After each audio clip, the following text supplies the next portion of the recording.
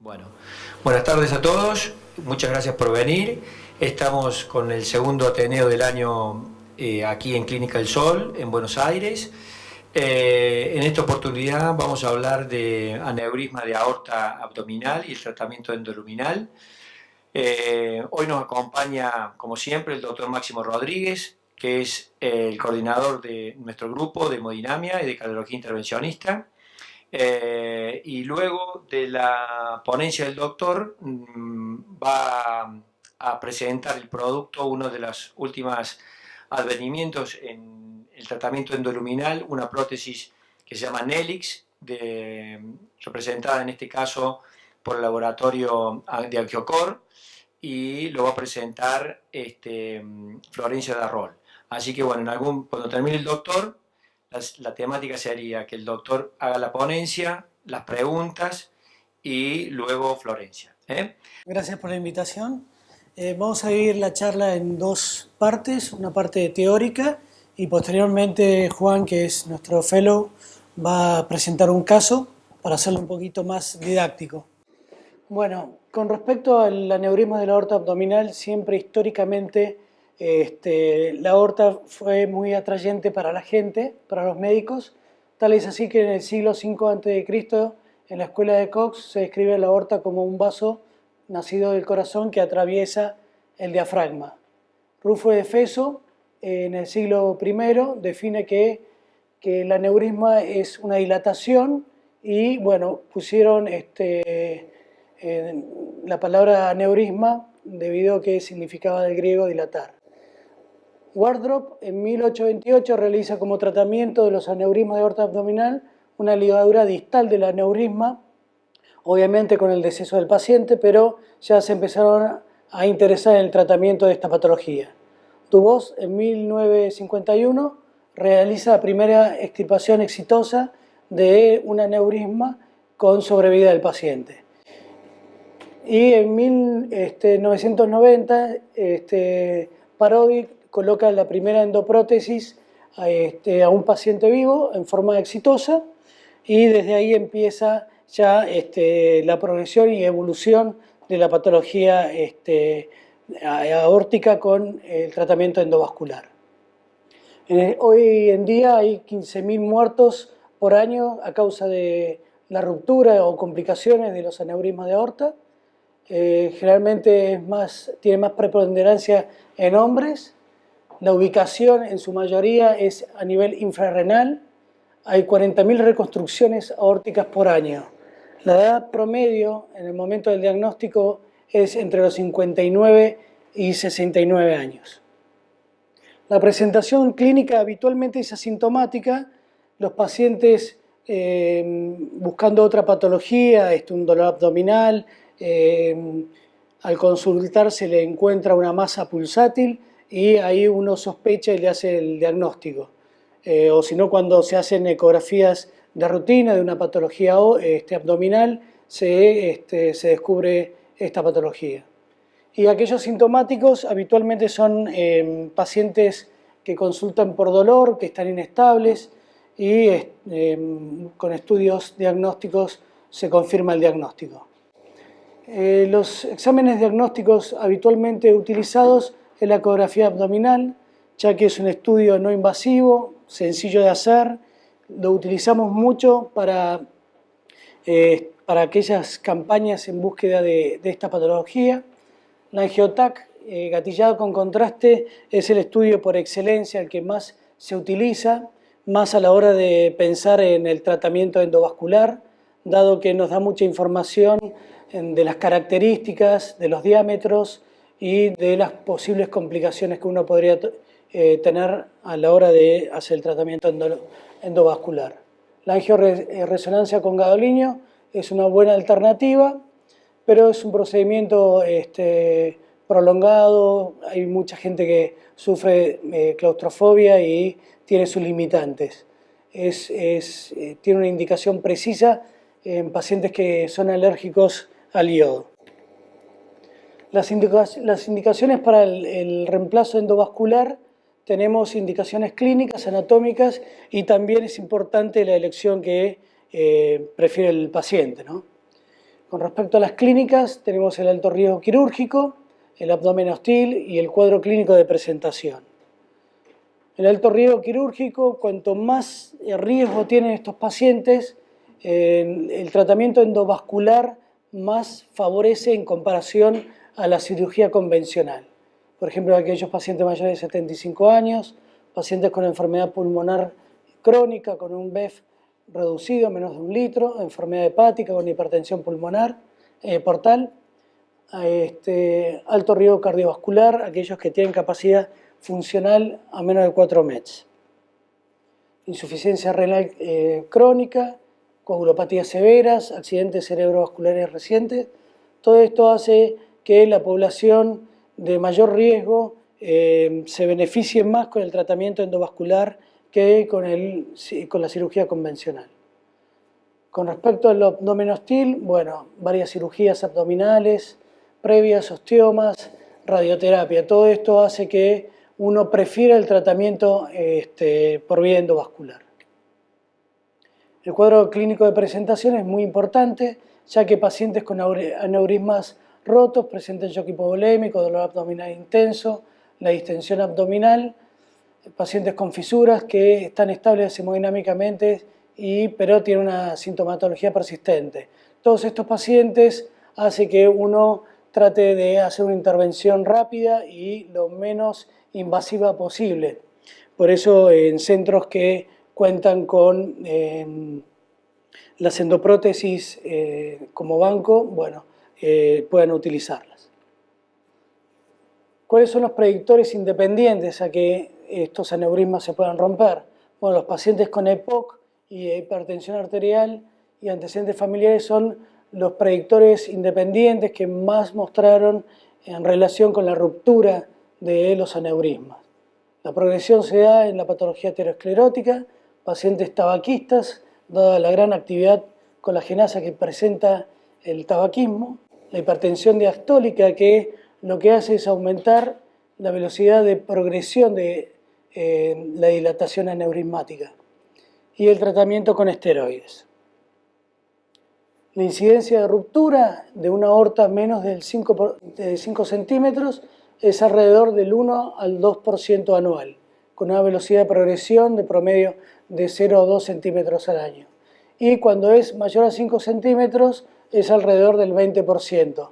Por eso, a partir de los 5 centímetros, la indicación es importante ya tenerla en cuenta, dado que hay una mayor progresión y una mayor probabilidad de ruptura.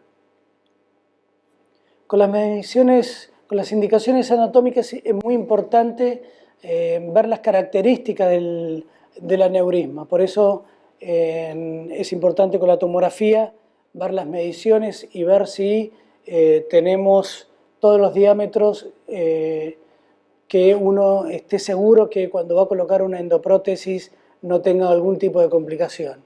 Es importante evaluar el cuello, el cual tiene que tener un diámetro y una forma adecuada para la cual uno pueda apoyar la endoprótesis. Tenemos que tener al menos de 10 milímetros de distancia entre el nacimiento de la arteria renal y el nacimiento del aneurisma. También tenemos que evaluar los diámetros, las angulaciones que puede llegar a tener el aneurisma y la aorta para poder hacer un buen tratamiento.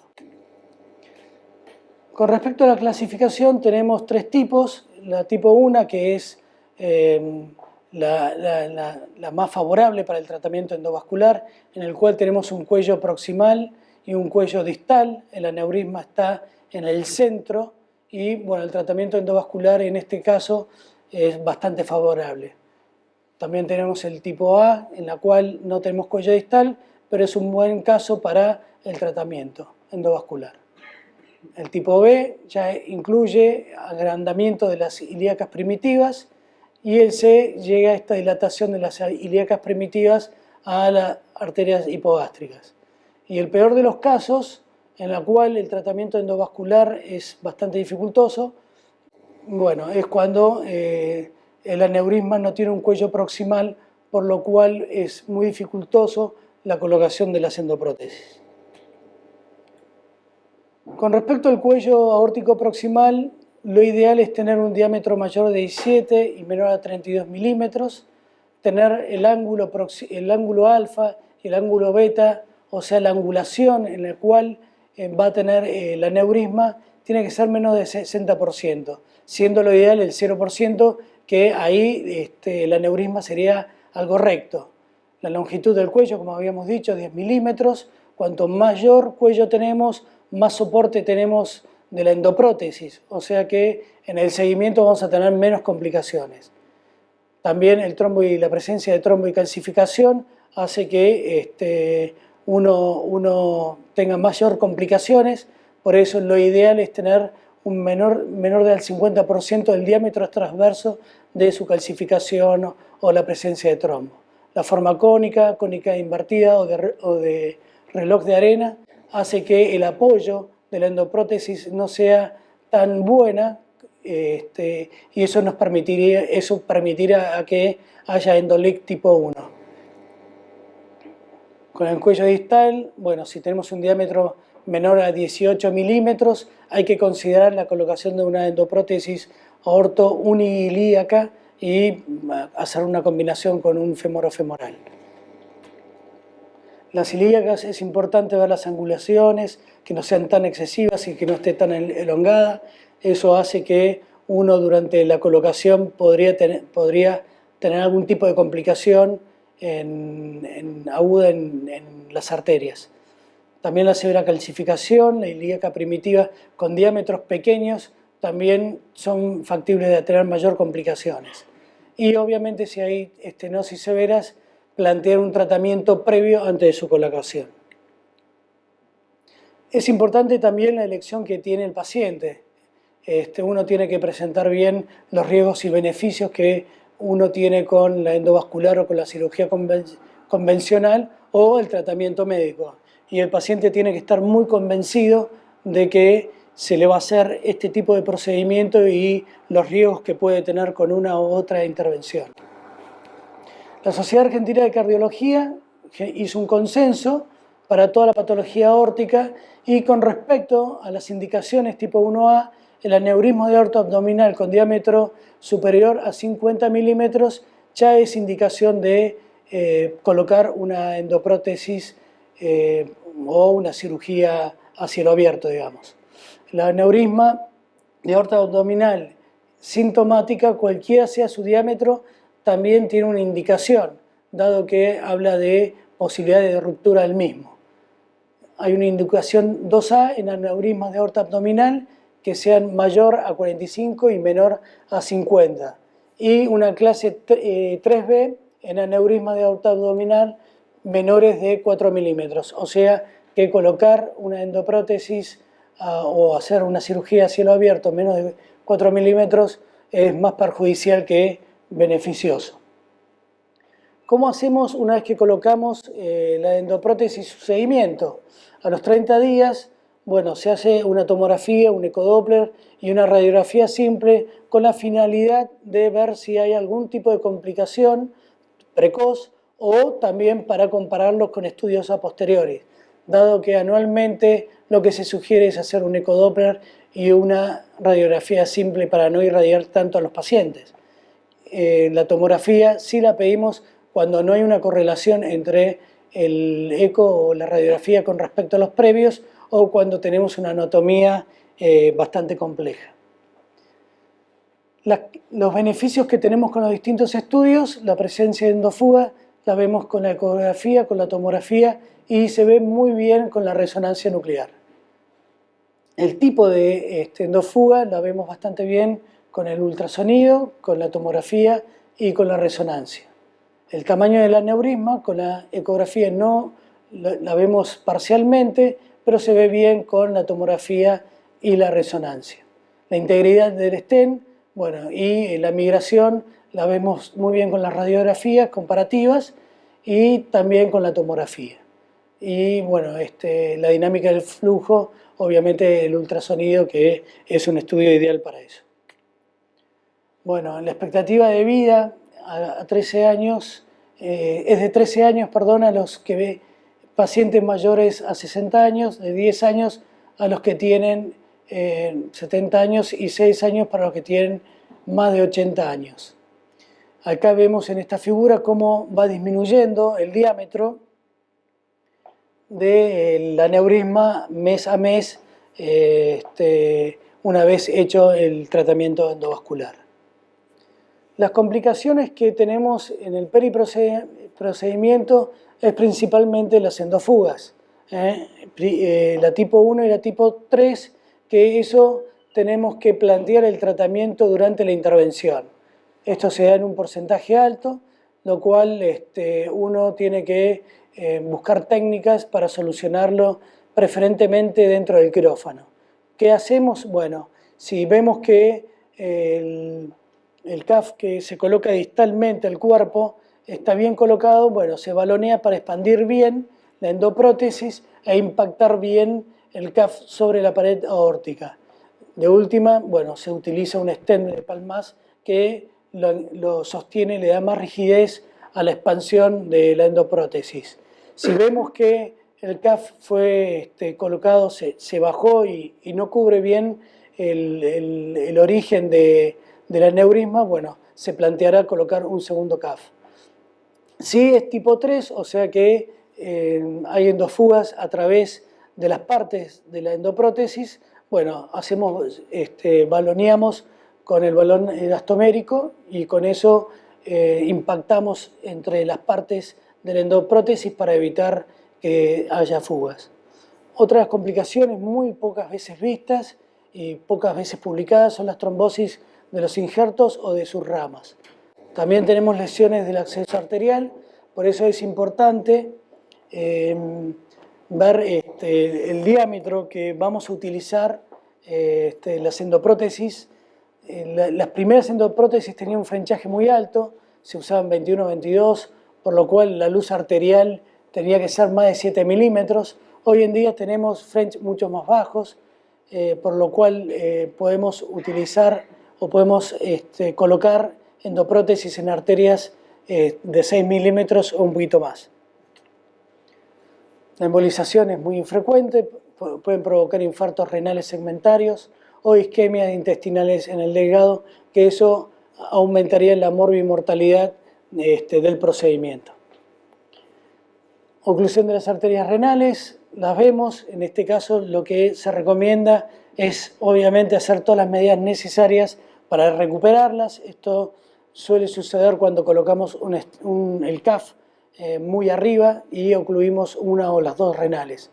En ese caso lo que se recomienda es pasar una cuerda de una ilíaca a otra y traccionar, o poner un balón a nivel del CAF con las cuerdas y traccionar todo en bloque y ver si con eso podemos recuperar el flujo arterial de las arterias renales. Si eso no sucede, bueno, hay que convertirlos a cirugía a cielo abierto. La ruptura es muy infrecuente y habitualmente se da durante su colocación, por eso lo que se plantea es acelerar el implante de la endoprótesis y con eso solucionamos el problema. La conversión de la endoprótesis a cirugía a cielo abierto tiene una mortalidad muy alta, por eso siempre tenemos que estar listos para resolver las complicaciones que puede haber cuando uno coloca la endoprótesis. En el seguimiento las complicaciones pueden ser isquémicas, principalmente si uno emboliza las hipogástricas. También puede haber isquemias distales por embolizaciones, pero por suerte es una complicación que se ve muy poco. La ruptura o movilización de la endoprótesis, eso puede suceder principalmente en las viejas endoprótesis y con la fatiga del material podemos tener las endofugas. Los tipos de endofugas tenemos el tipo 1, que es una filtración proximal o distal de sangre hacia la endoprótesis, hacia el aneurisma. Una tipo 2, que es en forma de retrógrada a través de las ramas que salen de la aorta. La tipo 3, a partir de las distintas partes que conforman la endoprótesis, y la tipo 4 es por la porosidad de la endoprótesis, que eso habitualmente en la semana se va disminuyendo la porosidad y desapareciendo. Bueno, hay muchos trabajos que se han hecho que convalidan el tratamiento con la endoprótesis. Se han hecho principalmente registros, el Eurostar, el Lifeline, el RITA, que fueron los primeros estudios que se han hecho durante la década del 2000, que dieron seguridad al tratamiento y empezamos a compararlos con la cirugía a cielo abierto, principalmente en pacientes de alto riesgo y posteriormente en pacientes de menor riesgo. También se comparó con el tratamiento médico y en aneurismas pequeños. Con respecto al Eurostar, fue un estudio muy importante en el cual se incluyeron centros europeos, se incluyeron 5.600 pacientes, la edad promedio fue de 71 años, el 93% eran varones, el diámetro era igual o mayor a 55 milímetros, la duración del procedimiento fue de 137 minutos, la estadía hospitalaria de 6 días y la mortalidad temprana al mes era de 2.5 y la mortalidad general y a 8 años de seguimiento fue del 10.5. Bueno, la conversión a cielo abierto fue del 7%, las reintervenciones fueron del 18%, la presencia de Endolic, principalmente del tipo 2, fue del 15%, y las complicaciones del injerto 2.7%. En nuestro centro hemos hecho un registro de los pacientes que hemos tratado y realizamos desde la década del 90 207 pacientes, el éxito del procedimiento fue un 98%, la mortalidad a 30 días fue de un paciente que era de muy alto riesgo, las reintervenciones fue del 12,6%. Después, se empezó a comparar el tratamiento endovascular con la cirugía. Este estudio, el EVAR 1, fueron 37 centros del Reino Unido, eran pacientes añosos, con un riesgo clínico bastante alto, ya que tenía un ASA de 3 o 4. Se incluyeron 1.000 pacientes, más de 1.000 pacientes en total, y el punto objetivo primario era evaluar la mortalidad, las complicaciones operatorias y los costos. La mortalidad a 30 días fue para cirugía del 4.6 y para el tratamiento endovascular 1.6, con una P bastante significativa. La mortalidad a 4 años, la global, fue muy similar en ambos grupos, pero fue del 7% en el grupo, cuando hablamos la mortalidad a causa del aneurisma, del 7% en cirugía versus el 4% con una P significativa para el grupo endovascular. Las reintervenciones a 4 años, que ese es el problema que más tenemos cuando utilizamos el tratamiento endovascular, fue del 20% versus el 6% en el grupo cirugía, con una P muy significativa. Y en cuanto a costos, fue mayor en el grupo endovascular. En el DREAM, este es un estudio realizado en Alemania, se incluyeron pacientes candidatos tanto para cirugía como para tratamiento endovascular, fueron 351 pacientes, tenían que tener un aneurisma mayor a 5 centímetros de diámetro, el objetivo primario era el punto combinado de mortalidad más morbilidad, se hizo seguimiento hospitalario y a 2 años de seguimiento. El objetivo secundario era ver la sobrevida, la calidad de vida, la duración de la intervención, costos y efectividad del procedimiento. Ahí la mortalidad a los 30 días fue mucho menor en el grupo endovascular, 1.2 versus 4.6, una P no significativa, pero la población era bastante pequeña. Hubo más duración del procedimiento en el grupo cirugía, mayor transfusión por mayor sangrado en el grupo cirugía, mayor estadía también en el grupo quirúrgico. La mortalidad a 2 años fue mucho mayor en el grupo cirugía. Las complicaciones relacionadas al aneurisma, tanto la sobrevida libre de eventos y sobrevida a 2 años, fue mejor en el grupo endovascular. Y las muertes relacionadas al aneurisma con una P significativa fue favorable al grupo endovascular. O sea que este trabajo fue muy concluyente en cuanto al beneficio que tenían los pacientes de alto riesgo cuando se los trataba con tratamiento endovascular. Acá vemos que la probabilidad, la mayor sobrevida que uno tiene con el grupo endovascular en comparación con la cirugía, que a la larga se van igualando. Por lo que estos sugieren y concluyen que la colocación de una endoprótesis es segura, pero bueno, lo ideal es el tratamiento endovascular, que lo ven como que está un escalón más arriba en comparación al grupo de cirugía.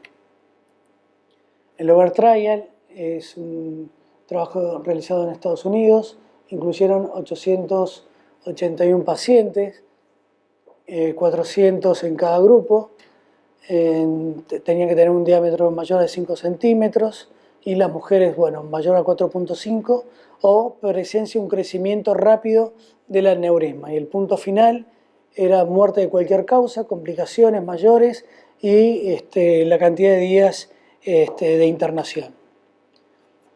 También se vio una muerte en forma significativa mayor en el grupo cirugía, las complicaciones tardías fue mayor en el grupo cirugía, las reintervenciones no fueron significativas, no hubo diferencias significativas, las complicaciones relacionadas no tuvieron diferencias y la mortalidad relacionada al aneurisma era menor en el grupo endovascular. En el OVER se observa que la diferencia beneficiosa en cuanto al tratamiento endovascular era mayor que el de cirugía. El ACE es un tratamiento francés hecho para pacientes de bajo riesgo quirúrgico, en la cual se evaluó la muerte y las complicaciones mayor a 5 años. No hubo diferencias en la mortalidad temprana y las reintervenciones se vieron más en el grupo endovascular. El EVAR2 es un tratamiento, es un trabajo realizado para comparar el tratamiento endovascular y tratamiento médico en pacientes muy malos candidatos para cirugía, esos pacientes que eran excluidos por los cirujanos. El punto final fue evaluar la muerte global por el aneurisma, la calidad de vida, las complicaciones y el costo. Lo que vio que la muerte perioperatoria del grupo endovascular era el 9%, la mortalidad a 3 años fue muy similar en ambos grupos, la mortalidad por el aneurisma fue similar también, pero lo único que concluye a favor del grupo endovascular es que tuvieron una mejor calidad de vida aquellos que fueron tratados con tratamiento endovascular. El CISAR es un trabajo realizado para aneurismas pequeños, no hubo diferencias entre el tratamiento médico y el tratamiento endovascular. Acá, bueno, es un cuadro que muestra las distintas características que tuvieron estos trabajos. Ahí vemos que todas las endoprótesis que se ven ahí ya casi ni se utilizan. Tenemos nuevas generaciones de endoprótesis, lo cual con el advenimiento de las nuevas endoprótesis tenemos menor duración del procedimiento, menos complicaciones en el acceso vascular y en el seguimiento a largo plazo una mayor durabilidad y menos complicaciones. Hubo un estudio multicéntrico que se publicó en el 2005, que fue concluyente en cuanto a el tratamiento endovascular. Se incluyó 29.000 pacientes, 19.800 fueron sometidos al tratamiento endovascular. El estudio concluye que el tratamiento endovascular tiene una alta tasa de éxito médico, con una baja morbimortalidad inmediata, y que el seguimiento alejado sí presenta un mayor número de intervenciones. Bueno, con respecto a qué hacer cuando tenemos un paciente que consulta por un aneurisma tipo 1, bueno, en la indicación ideal el tratamiento endovascular. Se puede utilizar cualquier tipo de endoprótesis, dado que su tratamiento es bastante accesible para nosotros. También lo mismo sucede cuando es un tipo 2 y un tipo 3, cuando es un tipo 2A y B. El tipo 3 hay que, si bien también es un buen candidato para nosotros, tenemos que tener mucho cuidado con la colocación de la endoprótesis porque hay mayor incidencia de rupturas. Y también tenemos que evaluar la embolización de las arterias hipogástricas para que no tengamos LIC tipo 1. Y en el tipo 3, bueno, son pacientes que inicialmente no son buenos candidatos para las endoprótesis, pero bueno, uno puede, con nuevas variantes, con nuevas endoprótesis que tenemos y alternativas, hacer intervenciones combinadas, se puede, en pacientes de muy alto riesgo, tener en cuenta. Concluimos que en pacientes con un aneurisma mayor a 5 centímetros, con morfología variable, favorable, añosos, con riesgo quirúrgico moderado y un abdomen hostil, la indicación del tratamiento endovascular es la primera elección. En este punto no hay dudas de eso. El tratamiento endovascular está indicado en pacientes con aneurisma mayor de 5 centímetros o un diámetro menor, pero con alto riesgo de ruptura. En pacientes con alto riesgo clínico es necesario lograr una mejoría de su patología concomitante antes de realizar el tratamiento. En pacientes terminales con alta mortalidad anual es recomendable el tratamiento expectante versus el tratamiento endovascular. El tratamiento endovascular ofrece menos tasa de mortalidad en los pacientes en el postoperatorio inmediato en comparación a la cirugía a cielo abierto, disminuye los días de internación con respecto al grupo quirúrgico, disminuye las complicaciones respiratorias y cardíacas. El grupo quirúrgico presenta mayor sangrado con mayor requerimiento de transfusión. Hay un menor porcentaje de requerimiento de anestesia general en el grupo endovascular.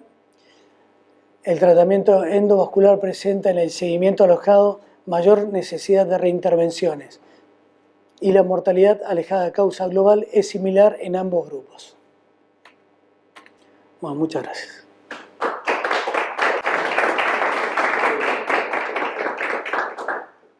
Una preguntita. Yo te quería hacer varias preguntas máximo, pero por ejemplo, para arrancar, si un paciente viene al consultorio del cardiólogo y tiene un aneurisma, lo primero que piensa es mandárselo al cirujano o mandárselo al hemodinamista para la resolución del problema. Porque, por ejemplo, acá tenemos al doctor, los clínicos, Mackenzie, qué bueno que viniste. Si realmente tenemos que pensar en el abdomen hostil, como vos decías, como primera salida para justificar la colocación de la endoprótesis, o ya de arranque uno piensa que el mejor tratamiento versus la cirugía es la endoprótesis. ¿Cuál sería la limitante, digamos? ¿Cuál sería la indicación sin, digamos, no, este va a cirugía, sí o sí, o solamente mandar a los pacientes a cirugía cuando no le podés colocar la endoprótesis? Sí, en los centros que tienen muy buena hemodinamia ahora está cambiando las tendencias, pero lo habitual y principalmente en los centros hospitalarios, cuando un médico clínico o un terapista ve que hay un aneurisma, lo primero que hace es llamar al cirujano, porque si bien ya pasaron muchos años, en esos centros es como que está articulado avisarle al cirujano. Y el cirujano ahí recién pide los estudios y hoy en día trabaja, trabajamos juntos y decidimos el tratamiento endovascular. Pero en centros donde la hemodinamia es muy importante, ya hay una temática de mandárselos a los hemodinamistas, incluso en pacientes que no son de tanto riesgo.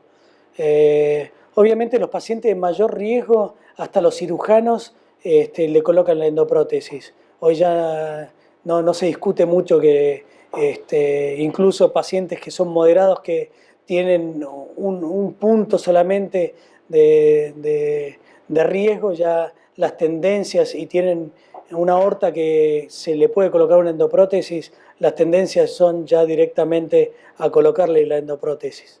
Hoy en día la tendencia mundial es cada vez más el tratamiento endovascular. En la mayoría de los centros, y hablando del lado de la cirugía vascular, ya hoy no hay centros de formación de cirugía vascular que no incluyan lo endovascular. Acá trabajamos juntos y en muchos lugares se trabaja en conjunto entre cirugía vascular y hemodinamia, pues hacer la distinción me parece hoy en día es medio... ¿Y cuándo operaría algún paciente? Mirá, hay varios niveles de decisión. La verdad, por un lado, hoy a un paciente de bajo riesgo, solamente por ahí un paciente muy joven, digamos, tal vez menos de 60 años, sin ningún riesgo, uno decidiría, bueno, lo opero abierto. El problema es que, por un lado, está la presión de los pacientes. Hoy en día es raro que un paciente prefiera la cirugía abierta que una cirugía endovascular. Y por el otro lado del tironeo están las coberturas, que por ahí un paciente sano, una cobertura quiere alguna justificación de por qué cubrir un tratamiento endovascular, que para ellos es más caro. Pero siempre que se puede, hoy en día se empieza pensando en el tratamiento endovascular. Solo, la verdad, las limitaciones son las anatómicas, sobre todo. Y lamentablemente, si hay una limitante anatómica es porque es un paciente de alto riesgo, pues es raro que haya una limitante anatómica en alguien de bajo riesgo. Con respecto al tipo de endoprótesis, no lo quiero aburrir a los clínicos, pero es importante remarcar que la primera endoprótesis que se colocó fue balón expandible, ¿no es cierto? Que fue la copia exacta, digamos, del stent Palmas, después de casi 3 o 4 años que se colocó el primer stent coronario, Palmas, ¿no es cierto? Sí. Se implantó en la aorta un stent recubierto, pero que básicamente la estructura era un Palmas. ¿Por qué? La pregunta es para Máximo y para vos, Ronald, que están más en el tema. ¿Por qué se tendió al auto expandible y no se continuó con el balón expandible? Digamos que fue el origen. Yo creo que el auto expandible, la tecnología avanzó y mejoró los dispositivos de colocación. La utilización de balón ya te habla de la necesidad sí o sí utilizar French mucho más grandes. En cambio, las autoexpandibles mejoraban los dispositivos y tenías una buena tasa de resultados positivos. Entonces yo creo que va más por ahí, que la tecnología ofreció mejores características para su colocación, ¿no? Sí, sumado a lo de Máximo, la verdad, el único país que desarrolló mucho una endoprótesis balón expandible fue Argentina, y tiene muchísimo menos experiencia a lo largo de los años que el resto de las endoprótesis. Creo que solo en Canadá y algún otro país se aprobó la endoprótesis argentina balón expandible. Sí. yo usé un par y la verdad tiene sus beneficios, pero también tiene grandes perjuicios. Sí. Pacientes complicados, distales, la verdad se vuelve bastante difícil de usar. Pero si vamos a cuándo indicaría una, y la verdad casi nunca, porque hay endoprótesis usadas en el mundo en millones, pero de verdad millones de pacientes, cuando la de Argentina no va a haber sido usada más de, no sé, 500 pacientes. Sí. Con respecto a... Hay varias en el mercado, la mayoría autoexpandibles. Ustedes se inclinan por una endoprótesis para cada paciente, digamos, adecuada a cada paciente con las que hay en el mercado, o con la que tienen más volumen o más experiencia en la colocación, que también es un tema importante eso.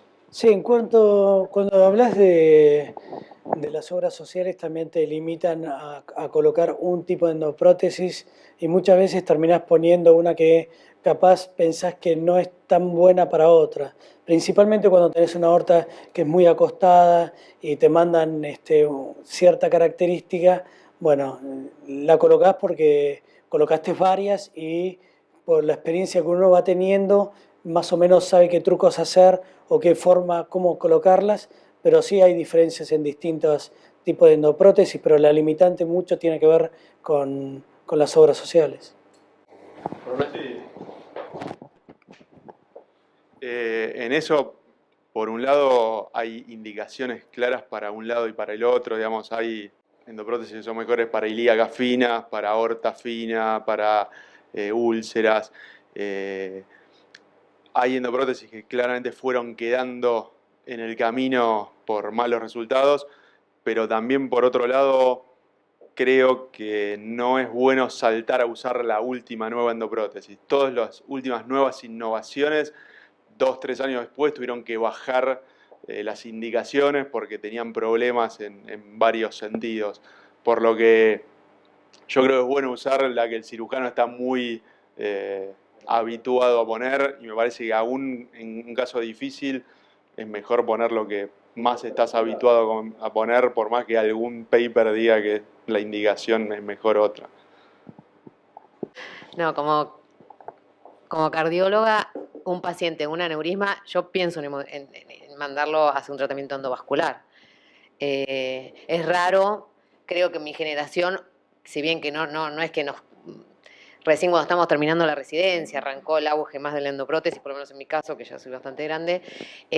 Yo hoy pienso en tratamiento endovascular. Es raro y mi generación, me imagino con los más chicos más todavía, es raro mandar a un paciente a cirugía, salvo pacientes muy particulares o que el hemodinamista, por características del aborto y demás, te diga que no. Pero bueno, y los pacientes, la verdad que, salvo excepciones, van bien. Durabilidad es un punto que todavía no todas las endoprótesis, o sea, no hay ninguna endoprótesis que tenga más de 28 años de puesta. Entonces, en alguien de 50 por ahí tiene 30, 40 años de expectativa de vida. Otras son las reintervenciones. Todos los estudios hablan entre 10 y 30, centremos en un 15-20, pero hay un buen número de reintervenciones. De todos modos, aún en pacientes jóvenes se da por algo que parece poco importante en cuanto comparado con la vida, pero por ejemplo en un paciente joven le va a importar más el tema de no tener problemas de erecciones, y la verdad la endoprótesis tiene mucho menos problemas en cuanto a eso, y la verdad por eso hay 1000 ángulos de igual. No, pero enfocarlo. si tenés un paciente joven, Sí. y tenés una tipo 1 en la cual tenés cuello proximal, distal, yo creo que ahí y el paciente lo puede bancar, yo le pondré una endoprótesis. Otra cosa es tener 50 años y no tener cuello y todo eso, yo creo que ahí sí lo mandaría a operar. Por eso depende también las características anatómicas. Seguro. Si es una aorta acostada, que sabés que va a migrar tarde o temprano, o va a haber fatiga del material, bueno, ahí sí creo que lo operaría, pero si no, ni loco. Sí, por eso la verdad termina siendo caso por caso. Uno de los casos que vos nombraste es el de los aneurismas chicos. Se hicieron varios estudios estudiando aneurismas de 4 a 5 centímetros que tiene beneficio. Y la verdad, los resultados siempre dan que da el mismo resultado. Y operarlos que hacerle el tratamiento Con un riesgo del endovascular. 9% del procedimiento. Sí, pero la verdad es, y ahí termina siendo mucho lo que prefiere el paciente, porque la verdad es, hay pacientes que no quieren vivir con un aneurisma con riesgo de ruptura, y hay otros que no quieren arriesgarse a los riesgos de una cirugía. Los que abogan por el tratamiento endovascular dicen, bueno, como da el mismo resultado, mejor operarlos y tratarlos, y no perder la oportunidad de tratarlos endovascularmente en el futuro, y los que abogan por que si es el mismo resultado, mejor no hacer nada, lo usan como base para eso. Bien, bueno, buenas tardes. Voy a presentar un caso clínico que hicimos en la clínica. Es un paciente masculino de 65 años que como factores de riesgo cardiovascular es hipertenso, diabético tipo 2, extabaquista y obeso. Como antecedentes cardiovasculares presentaba una ablación en arritmia en 2001, un aneurisma de aorta infrarrenal de 56,8 milímetros de diámetro máximo con trombo mural evidenciado por una tomografía en el 2017. Enfermedad teromatosa difusa que compromete aorta y ambas ilíacas con oclusión de arteria femoral superficial izquierda, oclusión del tronco tibio peroneo derecho y la tibial posterior y peroneas derechas. Y en el mismo año se hizo angioplastia con stent a la arteria ilíaca izquierda. Como otro antecedente cardiovascular, claudicación intermitente a los 50 metros. Otros antecedentes, el señor EPOC severo, insuficiencia renal crónica. Como medicación habitual, el paciente venía con bisoprolol, 2,5 miligramos día, silostazol, 200 miligramos día, aspirina y metformina, 1000 miligramos día. El paciente ingresa en nosocomio para implante programado de endoprótesis de aorta abdominal y colocación de stent ilíaca primitiva derecha, donde se puede evidenciar lesión en la ilíaca primitiva, por lo cual nosotros utilizamos la angioplastia con balón para poder proceder con el implante. Muy bien. Se puede evidenciar, no sé si se visualiza bien, pero este es un control angiográfico con un catéter que utilizamos que se llama Pigtail, que está premarcado o centimetrado para elegir la correcta prótesis a poner. Este es un control donde ya se visualiza el implante de la prótesis con su cuerpo y sus dos ramas.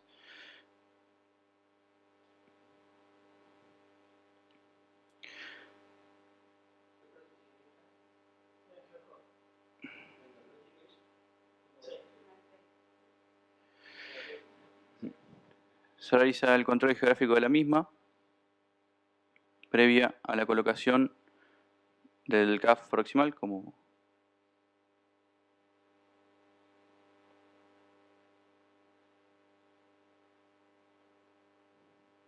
se evidencia el CAF proximal. Perfecto. Posteriormente,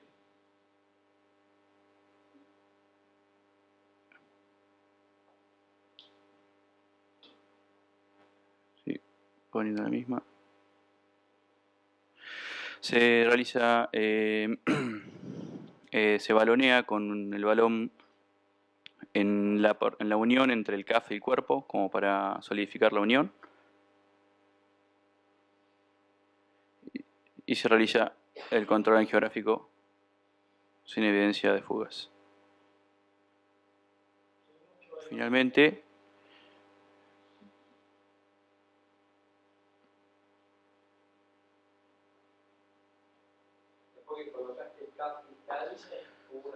Se veía fugas, entonces impactamos con el valor anastométrico y desapareció. La endoprótesis que se colocó a este paciente. Ahí tenemos el aneurisma. Bueno, este es el cuerpo con las ramas.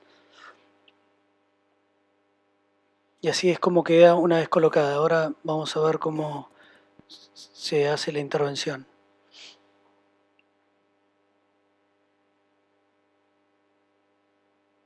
Esto es el introductor, a partir donde nosotros hacemos primero el crossover para la rama contralateral y posteriormente subimos la endoprótesis. Se sube el cuerpo, acá se observa la cuerda de la rama contralateral, se libera Se separan las dos ramas, se pasa una cuerda hacia la aorta por esta rama y liberamos el cuerpo. Primero una rama y después la otra rama. Y queda la cuerda que habíamos colocado a nivel de la aorta. Finalmente se coloca el CAF, la parte no cubierta y la parte cubierta por debajo, la no cubierta por debajo de las renales. Se telescopa una porción para darle rigidez y firmeza y listo. Tenemos con Nelix. Bueno, Nelix es un concepto nuevo en endoprótesis. La diferencia con todas las prótesis que hay hoy en día en el mercado es que no tiene fijación suprarrenal ni tampoco se fija en el carrefour aórtico. Está compuesta por 2 stents de cromo cobalto expandible por balón, que bueno, acá traje para que vean un demo, y los stents están cubiertos en una bolsa biocompatible, la cual se rellena de un polímero que tiene una fijación en 5 minutos, lo que permite que la prótesis quede sellada en el aneurisma. Las principales ventajas que tenemos con este tipo de prótesis, además que el frenchaje es de 17 French, pese a ser balón expandible, es que el diámetro, en la distancia que tenemos de cuello puede ser de 10 milímetros. Otra de los beneficios que tiene es que evita riesgo de leak tipo 2, que es uno de los principales problemas que había dicho en el seguimiento de las prótesis. El procedimiento es, se ingresa por las femorales, se coloca los stents en la posición adecuada. Los stents vienen desde 110 milímetros hasta 200 milímetros de largo. Eso se hace obviamente primero una planificación en cada paciente de qué medidas de stent, incluso puede ser distintas medidas según el problema de cada paciente. Y luego se trabaja en forma simultánea a través de una consola. Bueno, ahí están justamente conectando los stents a la consola. Lo que nos permite es hacer el control angiográfico, después insuflar los stents en simultáneo. Una vez que ingresamos los stents, le sacamos la vaina, hay que insuflarlos. Una vez que los stents están inflados, recién ahí hacemos un prellenado para ver la cantidad de polímero que vamos a necesitar y también comprobar que la bolsa no tenga ningún tipo de rotura o fisura, que a veces, como me preguntaba el doctor Máximo, puede suceder con alguna espécula de calcio. Una vez que hacemos el prellenado, vamos a introducir el polímero que es biocompatible y la cantidad de polímero, si bien se hace una planificación en un sistema de Endologic, se va a terminar de definir por la presión. Tiene que estar en una presión estable entre 180 y 200 y eso es lo que nos va a dar la pauta de que está ya llena la bolsa. Bueno, acá en este momento están retirando las vainas, como vemos en el caso. Es un procedimiento muy simple, la realidad que también en algunos casos se utiliza mucho cuando hay que hacer chimeneas a las renales, porque es una prótesis que te permite incluso en esos casos trabajar con cuellos un poco más cortos, de 7, ya lo hemos hecho en casos de 5 milímetros. Bueno, después lo que también, la aneurisma tiene que ser entre 18 y 33 milímetros de la aorta y la angulación nunca tiene que ser más de 60 grados. Eso en Nelix es bastante importante por el tipo de, que son 2 stents y lo que pasa es que siempre la prótesis tiende a tomar el cuerpo, la anatomía del paciente. Entonces, bueno, es muy importante tener ciertos recaudos. Pero bueno, una vez que ingresamos el polímero, son entre 3 y 5 minutos que tenemos que dejar sostener que no se muevan ni los stents y que solidifique el polímero. Y bueno, y el procedimiento está finalizado. Es una prótesis que está hace 3 años y medio en el mercado. como dijo el doctor, siempre que empiezan, después hubo unas modificaciones, algunos cambios en las instrucciones de uso. La realidad que, bueno, principalmente se usa en el hospital italiano, es el que mayor seguimiento tiene. Pacientes a 3 años, la verdad que los resultados han sido buenos, lo que decíamos de los leaks, la prótesis sigue estando en posición, ahí están insuflando la bolsa. Bueno, no sé si alguien me quiere preguntar algo. Primero inflas los stents, ¿verdad? Sí, primero inflas los stents.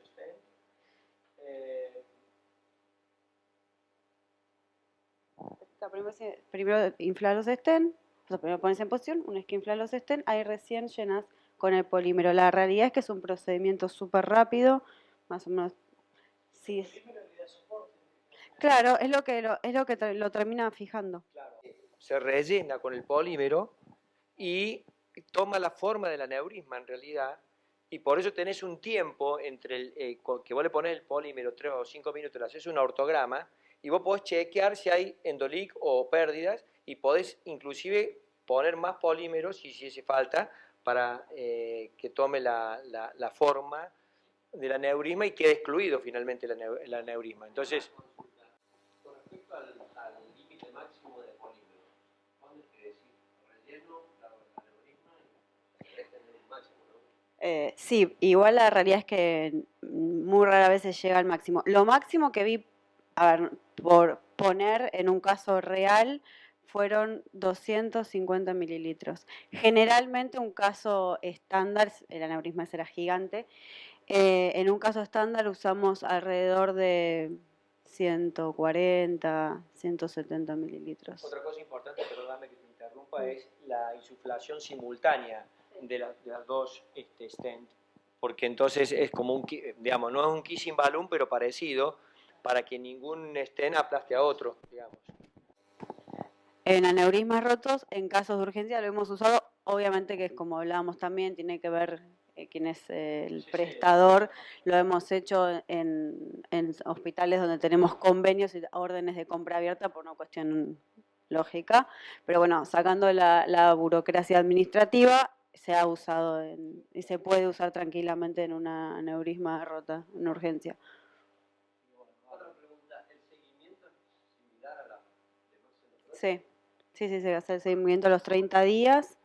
Y después Martín Ravelino, por lo menos que es el que está haciendo, digamos, en la Argentina, ¿no? A nivel mundial, cada 6 meses les hace un chequeo.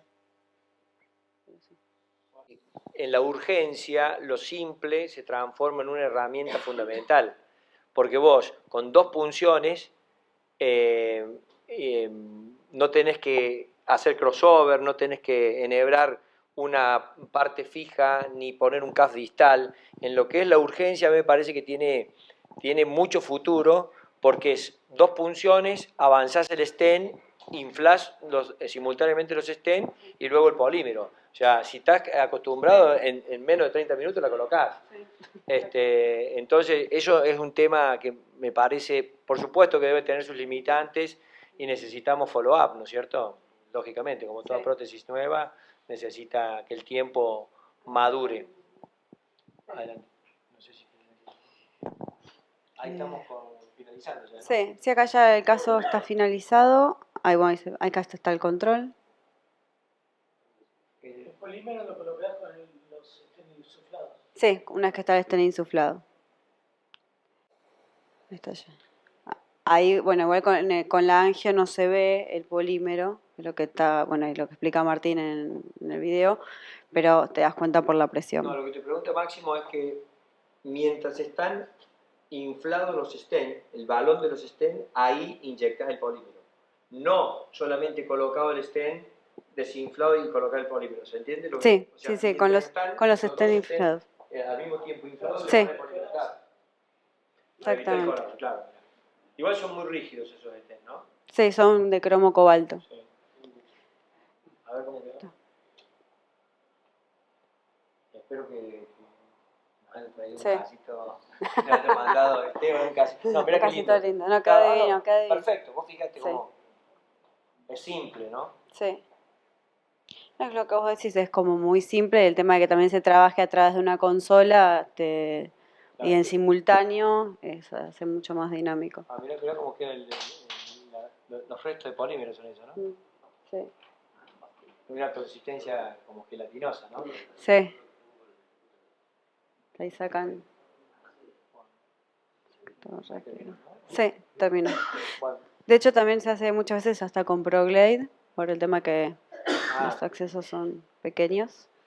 Porque el introductor ahí, ¿qué diámetro tiene? 17, French. Sí. Bueno, muchas gracias. No, a ustedes por invitarme. No, por favor. Bueno, damos por terminado. Muchas gracias, doctor Rodríguez. Muchas gracias, Juan. Muchas gracias, Florencia. Y un agradecimiento especial para los amigos de Angiocor que nos estuvieron colaborando hoy con nuestro Ateneo. Así que muchas gracias y muchas gracias a ustedes por venir. Hasta la próxima.